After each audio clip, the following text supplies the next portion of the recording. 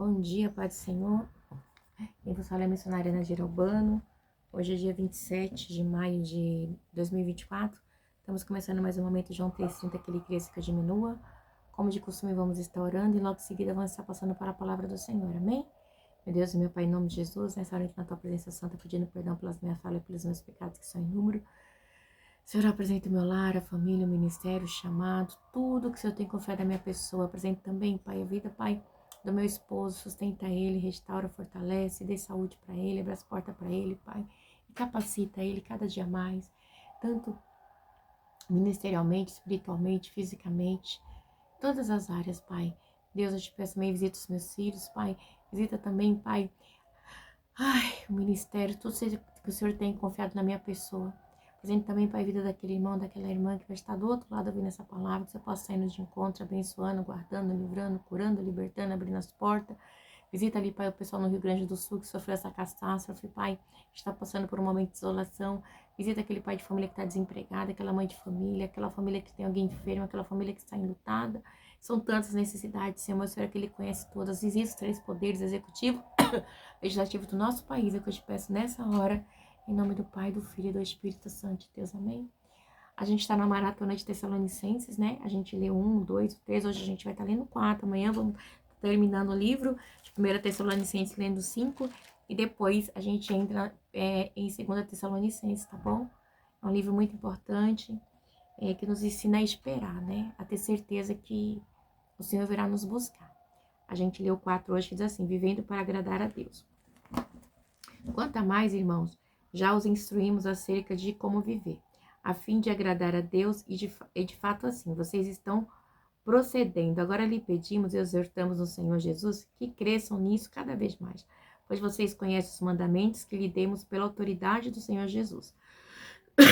A vontade de Deus é que vocês sejam santificados, abstenham-se da imoralidade sexual, cada um saiba controlar o seu próprio corpo de maneira santa e honrosa, não dominado pelas paixões de desejos desenfreados como os pagãos que desconhecem a Deus. Neste assunto, ninguém prejudique seu irmão, nem dele se aproveite. O Senhor castigará todas essas práticas, como já lhes dissemos e asseguramos, porque Deus não nos chamou para a impureza, mas para a santidade. Portanto, aquele que rejeita essas coisas não está rejeitando o homem, mas a Deus, que lhes dá o seu Espírito Santo. Quanto ao amor fraternal, não precisamos escrever-lhes, pois vocês mesmos já foram ensinados por Deus a se amarem uns aos outros. E, de fato, vocês amam todos os irmãos em toda a Macedônia. Contudo, irmãos, insistimos com você que cada vez mais assim procedam.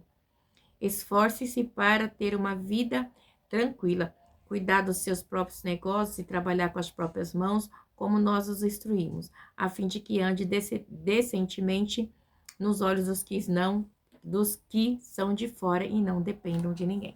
Deus, meu Pai, em nome de Jesus, essa é a palavra que o Senhor colocou no meu coração neste dia, nessa maratona, Pai, que estamos seguindo. Mas que o Senhor venha, Pai, falar comigo, primeiramente, para depois falar com o teu servo. Deus, que eu não fale aquilo que eu quero, mas aquilo que o Senhor tem para falar a mim e ao próximo que vai estar ouvindo, em nome do Pai, do Filho e do Espírito Santo. Deus, amém? A gente vê que a carta de Paulo, né, é o povo de Tessalônica, e ele vem aqui, né, deixa eu botar um apoio aqui. E ele vem aqui sempre falando ali, né, do trabalho, né, que quanto mais, irmãos, já os instruímos acerca de como viver a fim de agradar a Deus, e de fato assim vocês já estão procedendo. Agora lhe pedimos e exortamos no Senhor Jesus que cresçam nisso cada vez mais. Então Paulo está falando assim, a gente já lhe ensinamos, né, e vocês estão seguindo aquilo que foi ensinado. Agora esperamos que vocês cresçam. Mas por que esse crescer que Paulo fala, né? Porque era necessário que fosse falado e explicado tudo que a maneira deles andar, deles se comportarem perante os pagãos, porque ali tinha muito pagão naquela época, né? E o que acontece também? O caminho do cristão era algo diferente, tinha que ser diferente, né? Porque veio de Cristo, que deu o exemplo da cruz, né? E no entanto, que cristão é porque o quê? Por causa de Cristo, né? Cristo é crucificado, ressurreto, que ressuscitou. Então, desculpa. Então ele vem explicando, então ele fala assim que devemos viver, né? ter um procedimento diferente. Ele estava indicando para ele, vocês vivam, né? Vocês procedam diferente. Então, assim, vocês estão fazendo isso, vocês estão tendo um progresso, né? Vocês estão sendo firmes, vocês estão sendo sólidos naquilo que lhe ensinamos, né? Então assim, ele pede, Paulo, que eles continuem, né? Sendo exortado e exortando naquilo que Paulo ensinou. Também, não que Paulo seja arrogante, né? Mas ele tá pedindo para que eles não sejam arrogantes, mas que eles façam tudo assim, com amor para Cristo, né?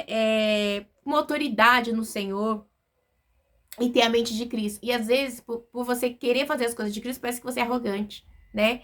Então ele fala assim, agora lhe pedimos e exortamos no Senhor Jesus que cresçam nisso cada vez mais, ou seja, vocês cresçam, vocês sejam diferentes, não sejam como os pagãos, né? Não seja como o pessoal daí da sua região, né? Não se misture com aquilo que não agrada a Deus, que vocês são nova criatura em Cristo. Ele vem mais e diz assim no 2, pois vocês conhecem os mandamentos que lhes demos autoridade do Senhor, né? Então, eles conhecem agora os mandamentos, porque é diferente, né? O militante do Senhor é diferente. Então, eles tiveram ordens superiores. Primeiramente, Jesus morreu e ressuscitou no terceiro dia. Então, eles tinham que se santificar, né? Ser santo, ser diferente. E também, a gente sabe que Jesus fala assim, os 2 mandamentos, amar a Deus sobre todas as coisas e o próximo como a si mesmo. Então, teria que ser diferente, amar a Deus. Não poderia estar se misturando com os pagãos, né? Também não poderia estar humilhando eles, mas tinham que ser superiores a eles, somente na doutrina cristã, aquilo que lhe foi ensinado. Então, é algo bem complexo, é bem difícil, e você tem que ter certeza, né?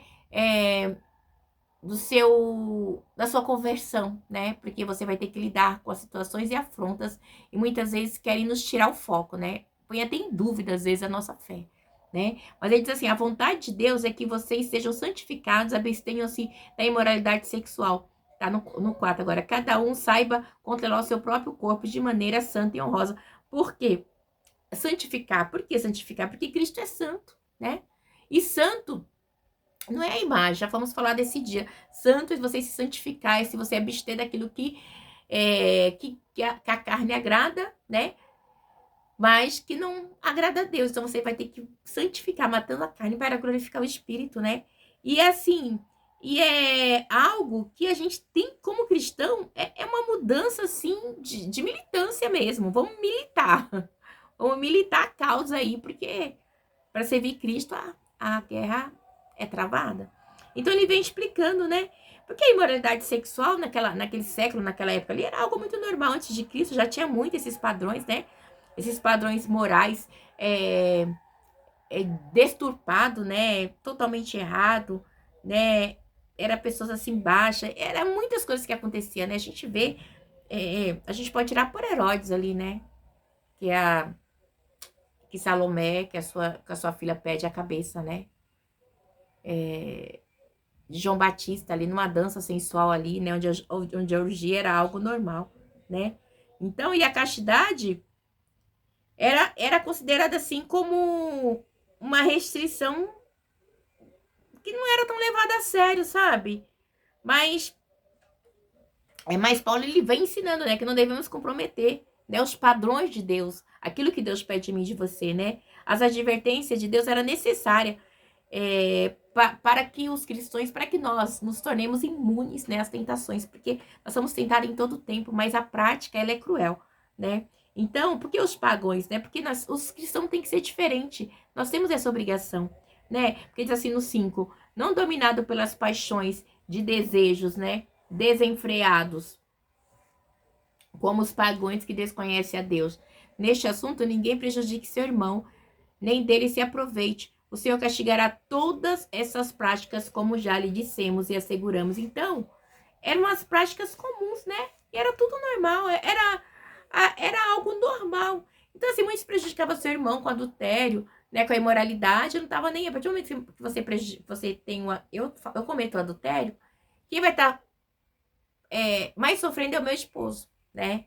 Então, por quê? Porque você vai prejudicar a parte. Então, Deus está falando assim, não prejudique, porque é uma prática que não é legal, né? Porque os pecados sexuais levam outras pessoas a sofrerem. Quando você cai no adultério, que você separa uma família, você destrói uma família, você... Não é só o seu prazer que está em jogo, né? É a família, é o esposo, é a esposa, é o cônjuge, é os filhos, é os netos, é toda uma história, né? O inimigo muitas vezes vem com esses pratos para nos derrubar e é só a misericórdia de Deus para segurar nas nossas mãos. Porque, olha, os desejos desenfreados e as paixões, gente, deixa a gente cega, né? Quem nunca ficou cego? Quem nunca ficou apaixonado? Quem nunca ficou desenfreado? Né? Quem nunca experimentou uma paixão, né? Então, é algo que, se você praticar, você vai estar lesando, né? Então, assim, e Deus castiga, né? O Senhor vai castigar essas práticas, né? E é algo que Deus, ele não perdoa, não. Aí no 7 diz assim, porque Deus nos chamou, porque Deus não nos chamou para impureza, mas para a santidade. Portanto, aqueles que rejeitam essas coisas não está rejeitando o homem, mas a Deus que lhe dá o Espírito Santo. Então, desculpa, outra razão da castidade é o chamado de Deus. Deus está me chamando eu e você a ter uma santidade. E quando a gente não pratica a santidade, a gente está o quê?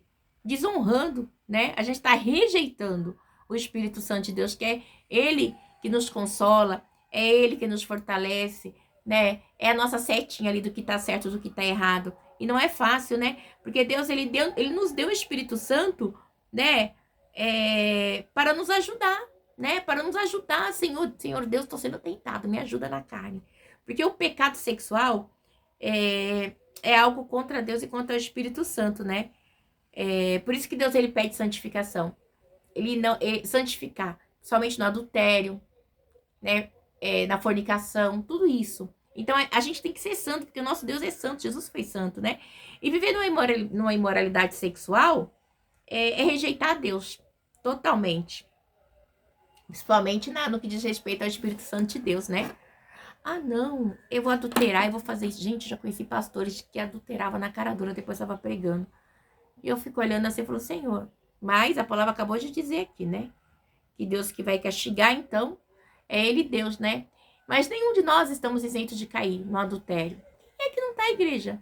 É só Deus para segurar a nossa mãe e cortar o laço, porque o laço tá pronto, né? Mas é Deus quem vai nos guardar. Ele diz mais aqui no 9, quanto ao amor fraternal, não precisamos escrever-lhe, porque vocês mesmos já foram ensinados por Deus a se amarem uns aos outros. Por quê?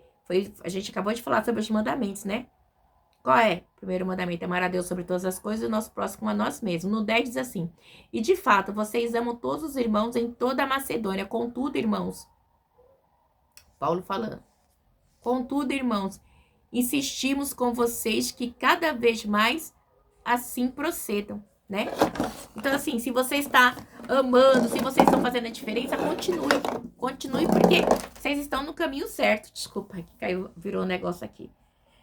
Então, ele está nos ensinando a estar no caminho certo. Não é fácil, igreja, porque esse amor fraternal aqui é algo puro, né? De um pai para um filho, né? E que é o amor do crente em Cristo, que nós temos que ter um pelos outros, né?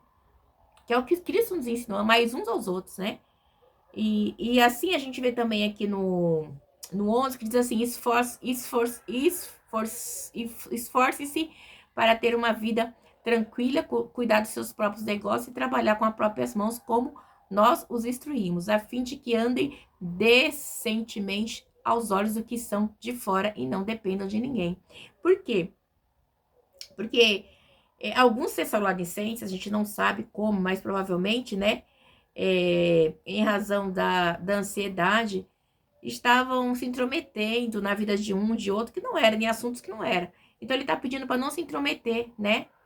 Para quê? Para não causar mal-estar. Então, assim, cada um cuida da sua vida, né? Cada um no seu quadrado, vamos dizer assim. E também porque trabalhar com as próprias mãos é algo honroso, porque os gregos, eles não gostavam de trabalhar. Então, esse trabalho braçal era cabível para quem? Para os escravos. Então, o trabalho braçal dos cristãos também passou a ser muito importante nessa época. Não só os escravos, mas aqueles que serviam a Cristo, igual Paulo mesmo, ele trabalhava no braçal. Para ele não era vergonha, porque mesmo ele sendo apóstolo de Cristo, né, ele trabalhava, né? Então, e os cristãos levavam a sério a necessidade de trabalhar para o seu sustento, era algo muito sério. Mas algum dos tessalonicenses, talvez a gente não sabe quem, qual, por quê, por qual a razão, né? qual é a consequência, ninguém sabe por quê, estavam negligenciando o trabalho, né? E dependia do sustento dos outros. Mas, igreja, é bem eminente, porque assim, hoje a gente vê que Deus, assim, tem pessoas que Deus não permite trabalhar. Eu sou uma, né? Eu posso falar que Deus não deixa eu trabalhar. Eu não posso trabalhar, pô, eu tenho que trabalhar só na obra. E não é algo que eu escolhi, que eu fui lá e me ofereci, não. De jeito nenhum. Deus não deixou. Olha, a partir de hoje você não trabalha, mas você trabalha pra mim assim, assim, assado, e pronto, acabou. E aí de ti se trabalhar. E aí de ti se cobrar pra pegar minha palavra. Aí de ti se cobrar pra atender um paciente. Então, é tudo comigo assim. Ai, né? Então, assim, eu não posso. Né? Como psicóloga, eu não cobro. Como missionário, eu não cobro. Porque de graça recebeste. Foi de graça a salvação. Então, eu tenho que fazer a obra do Senhor de graça. Então, eu faço com o meu amor. Hoje, minha irmã mandou mensagem pra mim e falou assim: irmã, quanto é que você cobra pra tá fazendo, né?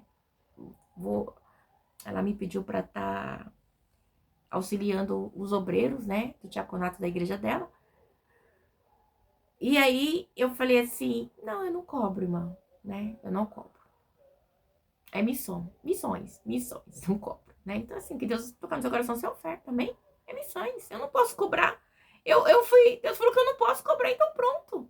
Não posso cobrar. Ainda na hora que eu vi, comentei com meus falei, Renato, se eu cobrasse 500, 600, 700, minha agenda tava bombando, porque o povo parece que gosta de pagar, né? É a necessidade de achar que tá comprando algo, né? Mas as coisas de Deus ainda dessa terra é espiritual, então.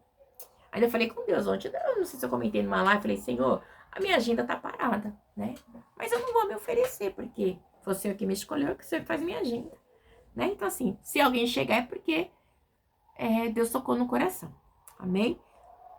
No Ocidente, disse assim, a fim de que andem decentemente aos olhos dos que são de fora e não dependam de ninguém.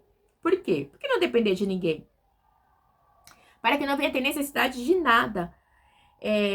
Os cristãos que passam necessidade por causa, muitos por causa da preguiça, da desobediência, e muitas vezes também porque Deus prova, né? Muitas vezes a gente não entende, mas no meu caso mesmo, eu tenho que obedecer, igreja, de verdade. A gente fala assim, ai, você é psicóloga, você não tem escritório, você não tem consultório, você não faz isso. Não faço. Gente, eu sem fazer, eu sem cobrar, eu já pago o preço, se eu cobrar, então eu tô lascado, rapaz. Então, melhor ficar no meu cantinho aqui e vou dando glória a Deus. Aí diz assim também, a vinda do Senhor, no 13. Irmãos, não queremos que vocês sejam ignorantes quanto ao que dormem, para que não se entristeçam como os outros que não têm esperança. Se cremos que Jesus morreu e ressurgiu, cremos também que Deus trará mediante Jesus e com ele aqueles que nele dormem. Então, eles também estavam passando por dificuldade, né? Além de tudo, eles tinham que trabalhar, né? Porque precisava manter-se diferente ali. Eles estavam preocupados com aqueles que já haviam morrido. Por quê? O que acontecia? Para os cristãos, o sono é simplesmente uma metáfora, não é uma metáfora adequada à morte. Fulano morreu, fulano está dormindo em Cristo. Então, mas é um aspecto assim, quando a gente olha, não é um aspecto fácil falar fulano morreu, né? Você não vai ver mais a pessoa, né? É algo assim, se a gente vai ver, a morte, ela é uma coisa horrenda. Por quê? Porque ele elimina, né, a certeza da ressurreição. Não tem ressurreição para aqueles que não estão em Cristo. Mas aqueles que estão em Cristo são ressurretos. Por quê? Porque o nosso Cristo ressuscitou. E alguns dos Tessalonicenses, pelo que parece, né, entenderam de forma errada, né, pensando que todos os crentes viveriam até a volta de Cristo, que ninguém morreria. Eles achavam que ninguém ia morrer, né? Então, é meio que estranho. Mas, assim, quando alguns morreram, eles achavam que teriam parte naquele grande dia, mas ele estava meio confuso. Então, Paulo vem explicar para ele que quem não tem esperança é quem não morre em Cristo, né? Quem está... Agora, nós que morremos em Cristo, nós temos esperança, né? Porque Jesus é a primícia dos mortos, foi o primeiro que ressuscitou. Então, essa crença era tida pelos pagãos, né? Então, eles estavam ali em pavor da morte, né? Que era algo assim, morreu, acabou, pronto, e agora? Então, e se a gente morrer, né? Então, era um contraste que estava ocorrendo. Então, ele tinha que ser bem firme naquilo. Ele diz assim no 14, se cremos que Jesus morreu e ressurgiu, cremos também que Deus trará mediante Jesus e com ele aquele que nele dormiu. Então, ele falou assim, ó, gente, não esquenta, todos que morreram em Cristo vai ressuscitar, né? Eles estão dormindo, mas eles vão ressuscitar. E ele diz mais no 15 assim: dizemos a vocês pela palavra do Senhor que nós, os que estivermos vivos, os que ficarmos até a vinda do Senhor, certamente não precederemos os que dormem. Ele está falando assim, ó: se Jesus voltar hoje, a gente não vai antes. Quem vai primeiro é aqueles que morreram, porque eles estão dormindo em Cristo. Porque eles vão ressuscitar primeiro e depois nós, né? Então ele está explicando para ele, porque não é algo fácil. Como assim, né? Ele vem e fala assim, ó: é pela palavra do Senhor, é pelo sangue de Cristo, né? Então, assim, é uma doutrina nova, era algo novo, né? Que estava ali, que não estava registrado nos evangelhos, mas Paulo, ele vem dizer para ele, tá vindo direto algo do céu para vocês, né? Então, foi uma revelação direta do próprio céus para Paulo. E Paulo passa para ele algo assim, tipo, como é que eu posso dizer? Que ainda tem uma segunda vinda, né? De Cristo, né? Paulo explicando para eles, ainda tem a segunda vinda de Cristo, né? Tem a segunda vinda. E era difícil, porque como assim? Certamente, né? Nós não vamos coisa antes daqueles que morreram, mas os crentes já mortos não iam perder o lugar, né? Porque já tem um lugar dele no Senhor, né? Então, assim, mas nós não vamos preceder eles. Mas, primeiro eles vão ressuscitar e nós seremos transladados. Ele estava tentando explicar, é algo meio complexo, mas vai ser um acontecimento da segunda vinda de Cristo, né? E Paulo assegura a eles isso aí de uma forma, assim, que vai acontecer. É algo verdadeiro, como pode dizer, algo de homem, né? Ele diz assim: dizemos a vocês pela palavra do Senhor, tá? Ele diz no 15, que nós, os que estivermos vivos, os que ficarmos até a vinda do Senhor, certamente não precederemos aos que dormem. Quer dizer, eles vão ressuscitar primeiro, depois a gente, né, vamos ser levados, vamos ser transladados. Ele diz assim no 16: pois dada a ordem com a voz do arcanjo e o ressoar da trombeta de Deus, o próprio Senhor descerá dos céus e os mortos em Cristo ressuscitarão primeiro. Né? Autoridade, o próprio Deus falando para Paulo ali, revelando que Paulo tinha que falar para os tessalonicenses que estavam ali confusos, né? Olha, é uma revelação tremenda, né? Vinda assim da parte de Deus, é uma doutrina que fica, né? Uma doutrina revelada pelo próprio Deus, pelo próprio Jesus para Paulo, né? E é uma doutrina que até hoje a gente segue, né? Que a gente crê, porque foi o próprio Senhor, o arcanjo, o único arcanjo, né? Que recebe o nome na Bíblia é Miguel. Então, assim, Gabriel é simplesmente chamado de anjo, também a gente sabe disso, né?